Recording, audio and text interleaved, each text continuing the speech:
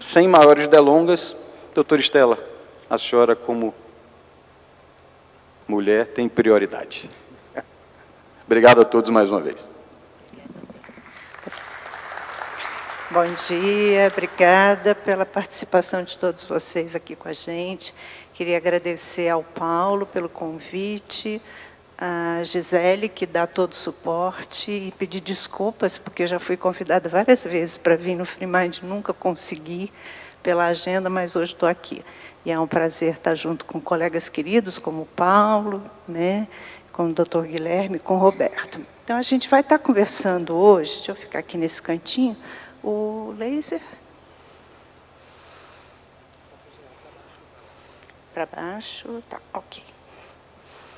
Então, a gente vai estar conversando um pouquinho hoje sobre as novas formas de nicotina. Então, a gente tem conhecimento do estrago que o cigarro tradicional fez na população mundial, tanto que é considerada a principal causa de morte evitável, as pessoas que usam tabaco por meio da entrega no cigarro tradicional, e a gente vai ver que a indústria vem intensificando e desenvolvendo outras formas de nicotina que são muito perigosas.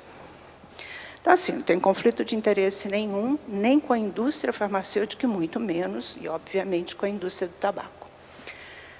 Lá na década de 60, se a gente pega uma...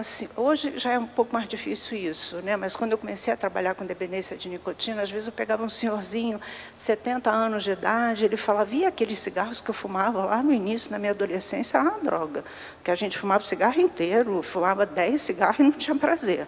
E aí o que a indústria faz para entregar a nicotina de uma forma muito mais rápida e entregando o prazer de uma forma mais intensa? Na década de 60, ela desenvolve o que a gente chama de nicotina de base livre, ou freebase nicotine, que nada mais é do que pegar a folha de tabaco, extrair a nicotina e o produtor do Marlboro, que é a Philip Morris, ele adicionou amônia a esse extrato de nicotina. Aí nasce a nicotina de base livre. Quando o Marlboro chega no mercado na década de 60, sim, estourou as vendas, porque na primeira, segunda tragada era um prazer absurdo. É obviamente que quando uma droga faz impacto cerebral muito rápido no cérebro, libera dopamina e dá prazer, a tendência do ser humano é, eu quero repetir essa experiência. E aí se instala a dependência de uma forma muito mais rápida. Só que essa nicotina, ela entregava, essa nicotina de base livre, ela entregava a nicotina de uma forma muito mais rápida para o cérebro, mas ela tinha um problema que, apesar de ter uma fácil absorção pela mucosa, ela tinha uma aspereza, ela irritava a garganta. Aqui nasce um grande problema que enfrentamos até hoje, que são os aditivos em todos os produtos derivados do tabaco. E cada vez eles se intensificam mais. Hoje a gente tem os gostinhos, que a gente vai ver lá na frente, de tutti-frutti, de baunilha, de morango, de chocolate, de tudo. Aqui começou a questão do aditivo, tá? Que hoje, infelizmente, está lá no Supremo. A indústria do tabaco judicializou essa questão e vamos ver como é que o Supremo se posiciona em relação a isso. Mais de 50 anos depois, olha quanto tempo demorou, porque estava confortável para a indústria. Todo mundo está consumindo a nicotina de base livre, está todo mundo dependente, eu estou ganhando muito dinheiro, mas essas pessoas começaram a adoecer e começaram a morrer. Outras começaram a largar, né, pedir tratamento, conseguir ficar livre da dependência à nicotina e passaram a não ser mais clientes da indústria. A indústria começou a perder dinheiro. Aí o que ela faz? Ela tem que colocar no mercado uma nicotina muito mais potente. E aí surge aqui o sal de nicotina, que nada mais é do que a poderosa nicotina de base livre adicionada ao ácido benzoico.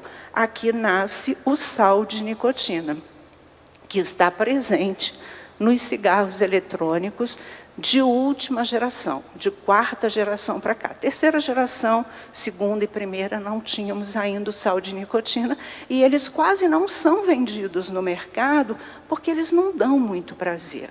E aqui tem uma questão interessante, que o sal de nicotina ele é tão potente que você não consegue usar no cigarro eletrônico de terceira geração. Terceira geração é aquele cigarro eletrônico que faz aquele vapor, né, que é errado, né, o certo é a gente falar aerosol, bem intenso, aquela fumaça bem densa. Esse é o de terceira geração. Como ele produz esse vapor de uma forma muito intensa, você não pode botar uma nicotina muito potente que a pessoa não vai conseguir usar nesse dispositivo. Então, para o dispositivo de quarta geração, que produz um aerosol bem discreto, que você às vezes nem percebe num ambiente fechado, ali você está usando o sal de nicotina.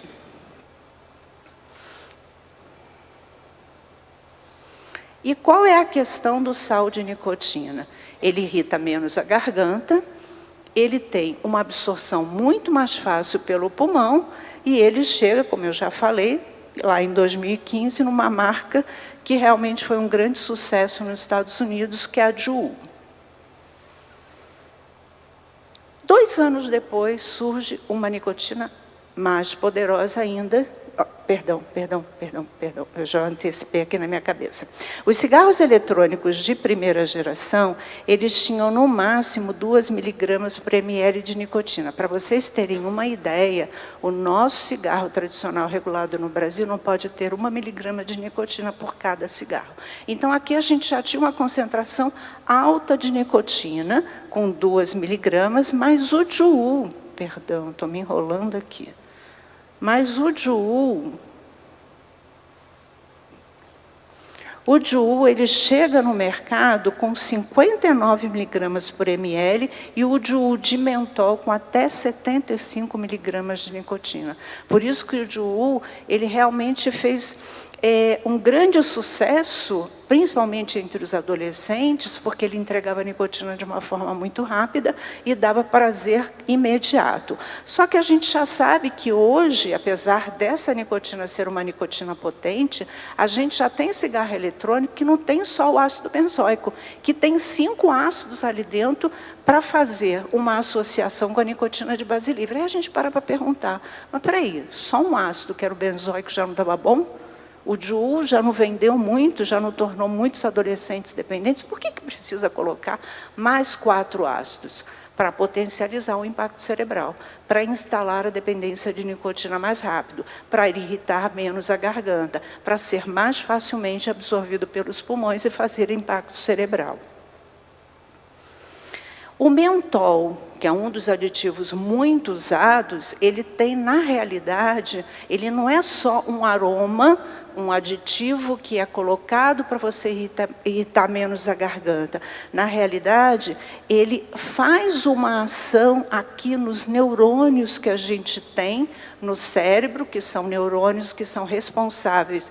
Quando a nicotina faz o impacto ali, ele libera uma substância que dá muito prazer, que é a dopamina. Então, ele também tem essa função de agir em todos os nossos receptores dopaminérgicos e intensificar a liberação de dopamina. Então, a capacidade de instalação da dependência, ela é muito maior. Então, aqui, como eu tinha falado no outro slide, hoje a gente não tem só o ácido benzoico. Existe cigarro eletrônico que tem todos esses ácidos, o lático, o levulínico, o salicílico, o málaco, o ácido tartárico também, e isso acaba potencializando a dependência, e nós já temos estudos que dizem que a inalação desses... que a inalação desses ácidos, elas são desconhecidas, mas já sabemos que há um aumento significativo das células epiteliais brônquicas no escarro, sugerindo que você já tem uma lesão nas vias aéreas. E aí a gente pode começar a pensar, é por isso que quem usa vape está tendo tanto problema pulmonar. Sim, pode ser um dos casos, né? Pode ser uma das explicações. E os cigarros eletrônicos de quarta geração apresentam maior redução de diversos marcadores de supressão da imunidade geral, indicando um impacto negativo quando você vai comparar ele ao cigarro eletrônico de terceira geração ou o do cigarro eletrônico tradicional. Então, quando eles perguntam para a gente, mas quem faz mais mal, o cigarro tradicional ou o cigarro eletrônico? A resposta da gente é nada faz bem. Mas a gente já começa a ter evidências que o cigarro eletrônico de quarta geração, ele potencializa os malefícios e os danos à saúde de uma forma muito mais precoce. E aqui só um parênteses, né? Se a gente tem aqui colegas que são médicos, eu vou falar e vou pedir, publiquem os casos, porque como eu trabalho com isso, Paulo também trabalha com isso, a gente vive escutando colega, mandando mensagem, encontrando com a gente. São vários casos que eu sei de pessoas de 24 anos de idade, sem comorbidade nenhuma, ou seja, não era diabético, não era hipertenso, não tinha colesterol alto, e de repente aparece no pronto-socorro com um infarto extenso no coração. O único fator de risco, cigarro eletrônico. O outro chega para mim, ao oftalmo particular, e diz para ela, olha, eu acordei de manhã e eu não estou enxergando direito, não, vem aqui no consultório rápido que eu quero te ver. O menino, com 23 anos de idade, estava tendo um acidente vascular cerebral isquêmico. Ele obstruiu a artéria cerebral que era responsável pela visão. A visão da gente, a gente divide em 4. Ele perdeu 1/4 da visão. Gente, 23 anos de idade. Ele fez um derrame. Então, casos que a gente vê muito na mídia de lesão pulmonar, não fica só na lesão pulmonar. Lesão cerebrovascular e lesão cardíaca estão acontecendo de forma muito precoce.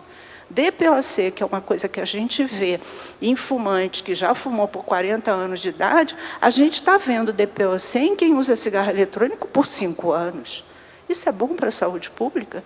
Isso é bom para nossas crianças? Então, começa a usar o cigarro eletrônico com 15 anos, com 20 eu tenho DPOC, é doença de velho, é doença de idoso.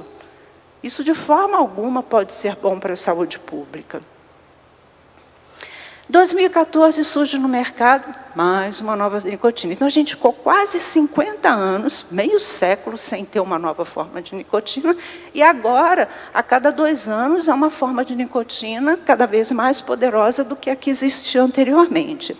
A nicotina sintética, ela não precisa da nicotina extraída da folha do tabaco, que é uma questão muito complexa dentro dos produtores das grandes transnacionais de tabaco, é a relação que eles têm com o fumicultor, que se intoxica com agrotóxico, que não consegue ter a venda no valor que ele tinha calculado e que tinha sido prometido para a indústria, e ele fez a conta e falou, vou fazer tantas plantações, eu vou receber tanto, eu vou quitar minha dívida aqui, minha dívida ali, e chega ali a pessoa que vem fazer a qualificação da folha do tabaco, olha e fala, não, você não plantou direito, sua folha é de qualidade muito ruim, e põe o preço lá para baixo, e ele não sai dessa dívida com a indústria do tabaco. Então, a nicotina sintética, ela vem tirar toda essa questão trabalhista que a indústria tem, que a indústria do tabaco tem com os plantadores de folha de tabaco. Ela é totalmente feita dentro de um laboratório.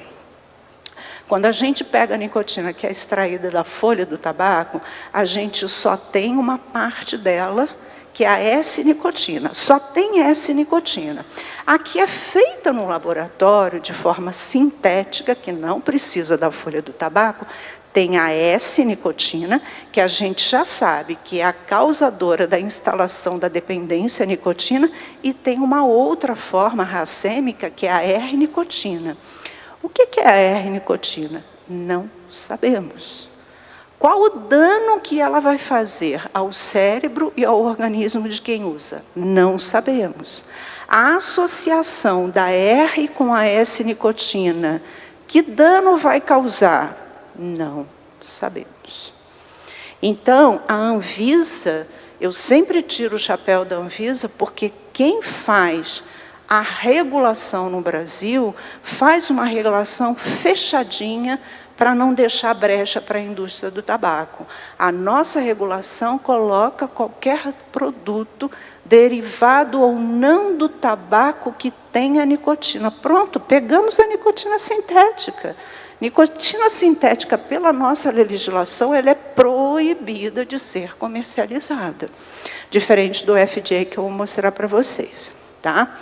E eles são vendidos da seguinte maneira: sem tabaco, sem folha do tabaco, qualidade equivalente à nicotina farmacêutica. Gente, quando você vê alguma coisa que é equivalente ao que é produzido como remédio, qual é a mensagem que passa? Remédio, né? Se está sendo comercializado, é seguro. Não tem tabaco, não tem nicotina, é nessa que eu vou. Isso é muito mais seguro. Então, é uma perversidade, né, da indústria do tabaco fazer a comercialização desse produto dessa forma. Ela é usada em mais de 40 marcas de cigarro eletrônico em todo o mundo e ela surgiu no mercado para driblar uma brecha da legislação americana. Tá? Então, essa aqui eu já falei para vocês. A questão do FDA. O FDA, ele, quando você produz um produto, principalmente derivado do tabaco, ele diz, ok, eu te dou o aval de comercializar durante 2 anos, e nesses 2 anos você vai ter que provar para mim, com estudos científicos, de que as pessoas melhoraram com o uso do seu produto, as pessoas não ficaram dependentes, isso não tornou as crianças dependentes, então ele libera o comércio por 2 anos. Se nesses 2 anos ficar provado de que não é um produto seguro, ele é retirado da comercialização. Se conseguiu provar que ele era um produto seguro, que não instalou dependência em pessoas mais jovens, é negado a continuação da comercialização. Então, tem uma diferença muito grande da forma como a gente entende. E aí, a nicotina sintética, ela entra no mercado americano com a brecha do FDA, que não tinha lá na sua lei, que ele podia regular uma nicotina que não viesse da folha do tabaco. Então, os produtores dos cigarros eletrônicos que vinham da folha do tabaco, que não tiveram a comercialização revalidada, porque o FDA viu que os adolescentes estavam usando cigarro eletrônico e falou, eu não renovo o seu direito de fazer comercialização, eles começaram a produzir cigarro eletrônico com a nicotina sintética, que não era regulada pelo FDA. Então, foi uma forma de burlar a legislação para continuar vendendo o seu mercado, o seu produto. E aí surge em 2021, você vê que a história que eu começo a contar para vocês é de 2012, com sal de nicotina. É uma questão atrás da outra, num período muito pequeno. Chega no mercado o Puff Bar, com a nicotina sintética, que explode a venda, principalmente para criança e adolescente, burlando a lei americana. E aí, em 15 de março de 2022, o FDA muda a legislação dele. E aí ele começa a regular tudo que é derivado ou que contém a nicotina de qualquer fonte. Guardem isso. De qualquer fonte, não precisa ser da folha do tabaco. E aí isso começa a entrar em vigor 2 meses depois, né? Então, eu posso colocar o meu produto e o FDA vai dizer se libera ou se não libera a comercialização dele. 2023, ano passado, surge mais uma outra nicotina, que é a metatina. Ela surge também para fazer uma forma de burlar a lei do FDA, mas aqui existe uma controvérsia, porque o FDA acaba de lançar uma lei dizendo que ele regula a nicotina, que é derivada ou não do tabaco, e o produtor da metatina, ele entra na justiça dizendo que ele não está sob o chapéu de fiscalização da regulação do FDA. Então, essa é uma questão bem polêmica. Ela chega no mercado e ela chega no mercado com esse fabricante, que é o Spribar. Esse Spribar, essa nicotina, ela é uma estrutura bem análoga à nicotina sintética, a gente não sabe o efeito toxicológico nem biológico dela, E olha só a propaganda, aliás, esse aqui é um estudo que foi feito pelo Jordt, e ele chega à conclusão que 1 miligrama por ml de metatina é tão satisfatória quanto 3 miligramas por ml de nicotina. Então, a metatina, ela é 3 vezes mais poderosa do que a nicotina que a gente encontra nos cigarros tradicionais. Estou terminando, só faltam 2 ou 3 slides. E a publicidade da metatina, aqui está um pouquinho pequenininho para vocês, mas assim, é uma experiência que é amplamente indistinguível dos produtos tradicionais de vapor, né? Os produtos do Spribar com metatina, eles produzem uma sensação muito forte de sensação. Vocês percebem que eles repetem aqui 2 vezes, que é só para consumidor adulto, que o Spribar, ele fornece um ótimo sabor e uma experiência sensacional, altamente agradável. E se a metatina aqui dá uma experiência de um sabor agradável, você acha que isso é para uma pessoa de 60 anos, que vai querer experimentar a metatina com tutti-frutti para parar de fumar? Óbvio que não. Isso aqui é para criança, é para adolescente, isso aqui é para adulto jovem. E eles dizem que eles não podem ser regulados pelo FDA. É uma forma de confrontar a nova regra do FDA. E essa é uma das publicidades que eles têm aqui, olha, metatina, no nicotine. Então, quando a gente vê não tem nicotina, a gente fala, é nesse que eu vou. Eu não quero saber de mais nada, não tem nicotina. Eu sei que nicotina causa dependência e faz mal para o organismo. Então, eu vou nesse que não tem nicotina, porque esse é seguro. É uma forma de você usar a publicidade para você aliciar as novas pessoas, né? E tem um estudo, que esse estudo foi feito pela produtora líder de e-juice, líquido, que o cigarro eletrônico é com nicotina líquida, né? Então, o grande produtor de e-líquido, ele fez um estudo em que ele viu que a metatina aumenta a toxicidade das células epiteliais brônquicas humanos, ou seja, não faz diferença em relação ao sal de nicotina, que também faz danos ao pulmão, mas tem efeitos mais leves nas proteínas relacionadas ao câncer de pulmão. O que eu entendo por isso? Então, câncer de pulmão eu não vou ter. Posso ter um problema no pulmão, mas câncer eu não vou ter. Então, eu vou optar por essa forma aqui.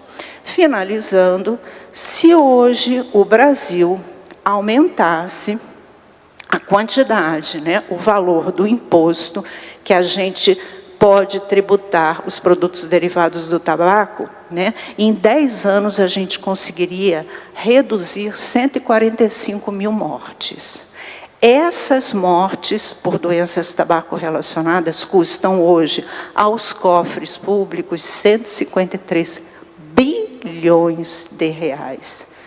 Por custos médicos diretos ou indiretos. O indireto é aquele que alguém parou de trabalhar para cuidar dessa pessoa que ficou doente por uma doença tabaco relacionada. Aqui, nesse valor, é importante que a gente deixe claro que não estão computados as doenças e as mortes precoces que todo dia a gente está vendo na mídia, nos jornais, de jovens que estão adoecendo e morrendo pelo consumo do cigarro eletrônico. Qual será o custo disso para o Brasil? E aí o Lazeri vai explicar um pouquinho. Hoje tem um projeto de lei tramitando no Senado e que diz que se a gente liberar o cigarro eletrônico na produção, no comércio, na fabricação, em tudo, a gente vai ganhar 7,5 milhões. Gente, essa conta não fecha com o cigarro tradicional. 7,5 milhões perto de 153 bi que eu tenho todo ano com o cigarro tradicional, sem contar o dano do cigarro eletrônico, gente, o SUS não vai aguentar, nem a saúde suplementar. Então, o último slide, a quem interessa isso? Não importa se seja na Inglaterra, no Brasil, nos Estados Unidos, né? Quem é que ganha com esse novo tipo de produto? É a saúde pública ou é a indústria do tabaco? Eu não tenho dúvida da minha resposta. Obrigada pela atenção de vocês.